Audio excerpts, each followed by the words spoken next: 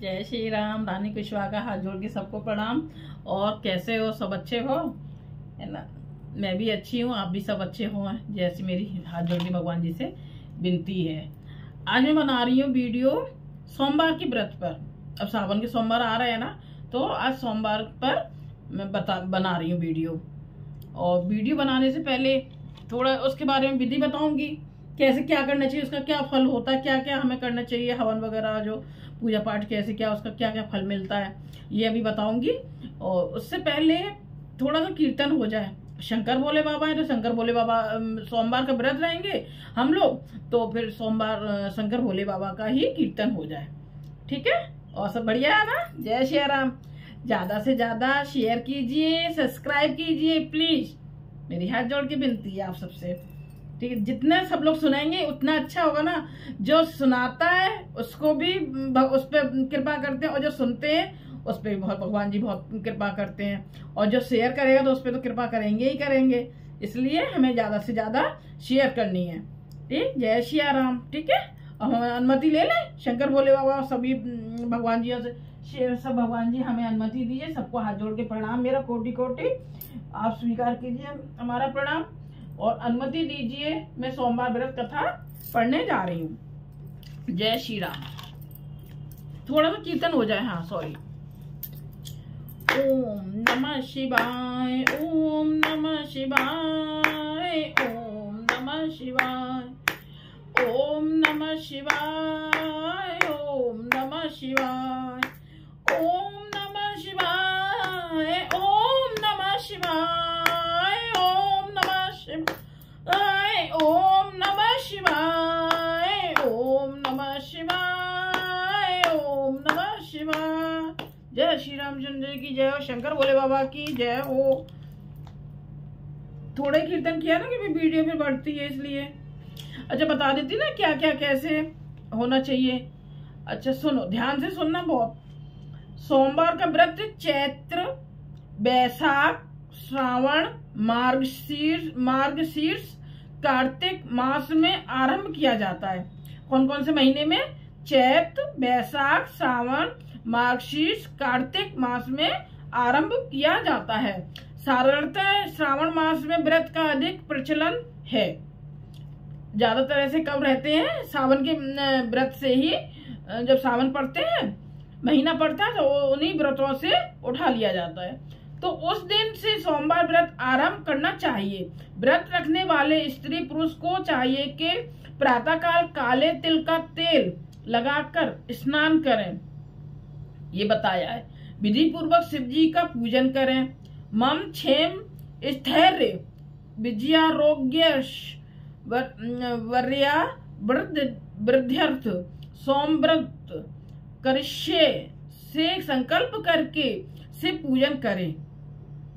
कौन सा, किससे संकल्प करके? मम क्षेम स्थैर्य विजयारोग्येश्वर विजयारोग्ये स्व वर्या वृद्ध्यर्थ सोमव्रत करिष्ये से संकल्प करके से पूजन करें। ओम नमो दश भुजाय त्रिनेत्राय पंच बदनाय शूलिने श्वेत वृक्ष भारूणाय सबो भरण भूषिताय देहार्ध स्थाय नमस्ते सर्वभूते से ध्यान करें। अथवा नमः शिवाय से शिव जी का, ओम नमः शिवाय से उमा पार्वती जी का षोडशोपचार पूजन करें। देखो फिर ध्यान से सुनना, नमः शिवाय से शिव जी का और ओम नमः शिवाय से उमा पार्वती जी का षोडशोपचार पूजन करें। इन्हीं मंत्रों को शक्ति अनुसार जप और हवन करें। फिर किसी पुष्पोद्यान में जाकर या घर पर ही एक समय भोजन करें। इस प्रकार से सोमवार के व्रत को 16 सोमवार तक करें, फिर उद्यापन करें। ये तो उनके लिए विधि बता दी जो सोमवार 16 सोमवार रहते हैं ना, संकल्प करके कि हमें ये काम, हमारा ये काम हो जाए, इसके लिए हम 16 सोमवार व्रत रहेंगे। तो ये उनके लिए है। उद्यापन करें। इस व्रत के प्रभाव से मानवों को सभी प्रकार के सुखों की प्राप्ति होती है। ग्रहण आदि में जप, ध्यान, हवन, उपासना, दान आदि सत्कार करने से जो फल मिलता है वही सोमवार के व्रत से मिलता है। चैत्र मास में सोमवार व्रत फल चैत्र में गंगा जल से सोमनाथ के स्नान कराने के समान। देखो फिर से ध्यान से सुनो। चैत्र मास में, कौन से में? चैत्र मास में सोमवार का व्रत फल चैत्र में गंगा जल से सोमनाथ के स्नान कराने के समान। जो चैत्र मास में सोमवार का व्रत रहते हैं तो किसके समान है? गंगा जल से सोमनाथ के स्नान कराने के समान। और बैसाख में जो रहते हैं अपूज शादी से पूजन कर कन्यादान के समान। और ज्येष्ठ में मास में पुष्कर स्नान करके गोदान के समान। भाद्रपद में बृहद यज्ञों के समान। श्रावण में अश्वमेघ यज्ञ के समान। भाद्रपद में सवत्स गोदान के समान। आश्वन में सूर्य ग्रहण के समय कुरुक्षेत्र में रसधेनु गुणधेनु के दान के समान। कार्तिक में चारों वेद ज्ञाता 4 ब्राह्मणों को 4 घोड़े जुते हुए रथ दान के समान। मार्गशीर्ष में चंद्र ग्रहण के समय काशी आदि तीर्थ में जा गंगा स्नान जप दान के समान। पौष में अग्नि स्टोम यज्ञ के समान। माघ में गाय का दूध व गन्ने के रस से स्नान कर ब्रह्म इत्यादि निर्मित के समान। फागुन में सूर्यादि ग्रहण के समय गोदान समान फल प्राप्त होता है। श्रावण में केदारनाथ का ब्रह्म कमल से पूजन, दर्शन, अर्चन तथा केदार क्षेत्र में निवास का विशेष महत्व है। इससे भगवान शंकर की प्रसन्नता और शिव सायुज्य प्राप्ति होती है। इसमें कितने अच्छी तरीके से बताया कौन से महीने में रहने से क्या क्या फल है, किसके समान हमें फल मिलता है। अब हम कहते हैं सोमवार की व्रत कथा। एक साहूकार बहुत धनवान था। उसका धन आदि किसी बात की कोई कमी नहीं थी, परंतु पुत्र न होने के कारण वह अत्यंत दुखी था। वह इसी चिंता में रात दिन रहता था और इसीलिए वह पुत्र की कामना के लिए प्रति सोमवार को शिवजी का व्रत और पूजन किया करता था। सायंकाल को शिवजी के मंदिर में जाकर दीपक जलाया करता था।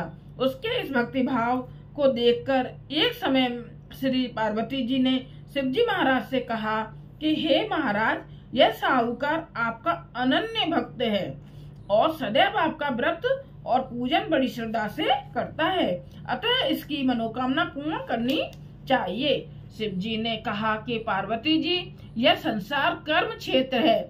जैसे किसान खेत में बीज बोता है, जैसा बीज बोता है वैसा ही फल काटता है, उसी तरह संसार में जो जैसा कर्म करते हैं वैसा ही फल भोगते हैं। पार्वती जी ने अत्यंत आग्रह से कहा कि महाराज, जब यह आपका ऐसा भक्त है और यदि इसको किसी प्रकार का दुख है तो उसको अवश्य दूर करना चाहिए, क्योंकि आप तो सदैव अपने भक्तों पर दया करते हैं, उनके दुखों को दूर करते हैं। यदि आप ऐसा नहीं करेंगे तो मनुष्य क्यों कर आपकी सेवा व्रत पूजन करेंगे। पार्वती जी का ऐसा आग्रह देख शिवजी महाराज प्रसन्न होकर कहने लगे, हे पार्वती, इसके कोई पुत्र नहीं है, इसी पुत्र चिंता से यह बहुत दुखी रहता है। इसके भाग में पुत्र न होने पर भी मैं इसको पुत्र की प्राप्ति का वर देता हूँ, परंतु वह पुत्र केवल 12 वर्ष तक ही जीवित रहेगा। इसके पश्चात वह मृत्यु को प्राप्त होगा। इससे अधिक मैं इसके लिए कुछ नहीं कर सकता। यह सब बात साहूकार सुन रहा था। इससे उसको ना कुछ प्रसन्नता हुई और ना कुछ दुख हुआ। वह पूर्वतः वैसे ही शिवजी महाराज का सोमवार का व्रत और पूजन करता रहा। कुछ समय व्यतीत हो जाने पर साहूकार की स्त्री गर्भवती हुई और 10वें महीने उसके गर्भ से अति सुंदर पुत्र की प्राप्ति हुई। साहूकार के घर में बहुत खुशी मनाई गई, परंतु साहूकार ने उसको केवल 12 वर्ष की आयु जानकर अधिक प्रसन्नता प्रकट नहीं की और न ही किसी को भेद बताया। जब वह 9 वर्ष का हो गया तो उस बालक की माता ने उसके पिता से उसके विवाह आदि के लिए कहा, परंतु वह साहूकार कहने लगा, मैं अभी इसका विवाह नहीं करूंगा और काशी जी पढ़ने के लिए भेजूंगा। फिर उस साहूकार ने अपने साले अर्थात बालक के मामा को बुलाया, उसको बहुत सा धन देकर कहा, तुम इस बालक को काशी जी पढ़ने के लिए ले जाओ और रास्ते में जिस जगह भी जाओ वहाँ यज्ञ करते, दान देते तथा ब्राह्मणों को भोजन कराते जाओ। इस प्रकार वह दोनों मामा भांजे सब जगह यज्ञ करते और ब्राह्मणों को भोजन कराते जा रहे थे। रास्ते में उनको एक शहर दिखाई पड़ा। उस शहर के राजा की कन्या का विवाह था और दूसरे राजा का लड़का जो विवाह के लिए बारात लेकर आया था वह एक आंख से काना था। लड़के के पिता को इस बात की बड़ी चिंता थी कि कहीं बर को देख कन्या के माता पिता विवाह में किसी प्रकार का अड़चन पैदा न कर दें। इस कारण जब उसने अति सुंदर सेठ के लड़के को देखा तो मन में विचार किया कि क्यों न दरवाजे के समय पर इस लड़के से बर का काम ले लिया जाए। ऐसा विचार कर राजा ने उस लड़के और उसके मामा से कहा तो वह राजी हो गया और साहूकार के लड़के का स्नान आदि करा, बर के कपड़े पहना तथा घोड़ी पर चढ़ा दरवाजे पर ले गए और बड़ी शांति से सब कार्य हो गया। अब बर के पिता ने सोचा यदि विवाह कार्य भी इसी लड़के से करा दिया जाए तो क्या बुराई है। ऐसा विचार कर के उसके मामा से कहा, यदि आप फेरों और कन्यादान का काम भी करा दें तो आपकी बड़ी कृपा होगी और हम इसके बदले में आपको बहुत सा धन देंगे। परंतु उन्होंने स्वीकार कर लिया और विवाह कार्य बहुत अच्छी तरह से हो गया। परंतु जिस समय लड़का जाने लगा तो उसने राजकुमारी की चुंदरी के पल्ले पर लिख दिया कि तेरा विवाह तो मेरे साथ हुआ है, परंतु जिस राजकुमार के साथ तुमको भेजेंगे वह एक आंख से काना है और मैं तो काशी जी पढ़ने जा रहा हूँ। उस राजकुमारी ने जब अपनी चुंदरी पर ऐसा लिखा हुआ पाया तो उसने राजकुमार के साथ जाने से इनकार कर दिया और कहा कि यह मेरा पति नहीं है, मेरा विवाह इसके साथ नहीं हुआ, वह तो काशी जी पढ़ने गया है। कुमारी के माता पिता ने अपनी कन्या को विदा नहीं किया और बारात वापस चली गई। उधर सेठ का लड़का और उसका मामा काशी जी पहुंच गए। वहां जाकर उन्होंने यज्ञ करना और लड़के ने पढ़ना शुरू कर दिया। जब लड़के की आयु 12 वर्ष की हो गई तब एक दिन उन्होंने यज्ञ रच रखा था कि उस लड़के ने अपने मामा से कहा, मामा जी आज मेरी तबीयत कुछ ठीक नहीं है। मामा ने कहा कि अंदर जाकर सो जाओ। लड़का अंदर जाकर सो गया और थोड़ी देर में उसके प्राण निकल गए। जब उसके मामा ने आकर देखा कि वह तो मुर्दा पड़ा है तो उसको बड़ा दुख हुआ और उसने सोचा कि मैं अभी रोदना पीटना मचा दूंगा तो यज्ञ का कार्य अधूरा रह जाएगा। अतः उसने जल्दी से यज्ञ का कार्य समाप्त कर ब्राह्मणों के घर जाने के पश्चात रोदना पीटना आरंभ कर दिया। संयोग बस वह उस समय शिवजी महाराज और पार्वती जी उधर से जा रहे थे। जब उन्होंने जोर जोर से रोने पीटने की आवाज सुनी तो पार्वती जी शिवजी को आग्रह करके उसके पास ले गईं और सुंदर लड़के को मरा हुआ देखकर कहने लगी कि महाराज यह तो उसी सेठ का लड़का है जो आपके वरदान से पैदा हुआ था। शिवजी ने कहा कि पार्वती जी इसकी आयु इतनी ही थी सो भोग चुका। पार्वती जी ने कहा कि महाराज कृपा करके इस बालक को और आयु दो, नहीं तो इसके माता पिता तड़प तड़प कर मर जाएंगे। पार्वती जी के इस प्रकार बार बार आग्रह करने पर शिवजी ने उसको वरदान दिया और शिवजी महाराज की कृपा से लड़का जीवित हो गया। शिव पार्वती कैलाश चले गए। तब वह लड़का और उसका मामा उसी प्रकार यज्ञ कराते हुए अपने घर की तरफ चल पड़े और रास्ते में उसी शहर में आए जहाँ पर उस लड़के का विवाह हुआ था। वहाँ पर आकर जब उन्होंने यज्ञ आरंभ कर दिया तो उस लड़के के ससुर ने उसको पहचान लिया और अपने महल में लाकर उसकी बड़ी खातिर की। साथ ही उस बहुत सारा धन और दासियों सहित बड़े आदर और सत्कार के साथ अपनी लड़की और जमाई को विदा किया। जब वह अपने शहर के निकट आए तो उसके मामा ने कहा कि पहले तुम्हारे घर जाकर खबर कराता हूँ। उस समय उसके माता पिता अपने घर की छत पर बैठे हुए थे और उन्होंने यह प्रण कर रखा था कि यदि हमारा पुत्र सकुशल घर आया तो राजी खुशी नीचे आ जाएंगे, नहीं तो छत से गिरकर अपने प्राण देंगे। इतने में उस लड़के के मामा ने आकर ये सारा समाचार दिया कि आपका पुत्र आ गया है, परंतु उनको विश्वास न आया। तब उसके मामा ने शपथ पूर्वक कहा कि आपका पुत्र अपनी स्त्री तथा बहुत सारा धन लेकर आया है। तो उस सेठ ने बड़े आनंद के साथ उनका स्वागत किया और वह बड़ी प्रसन्नता के साथ रहने लगे।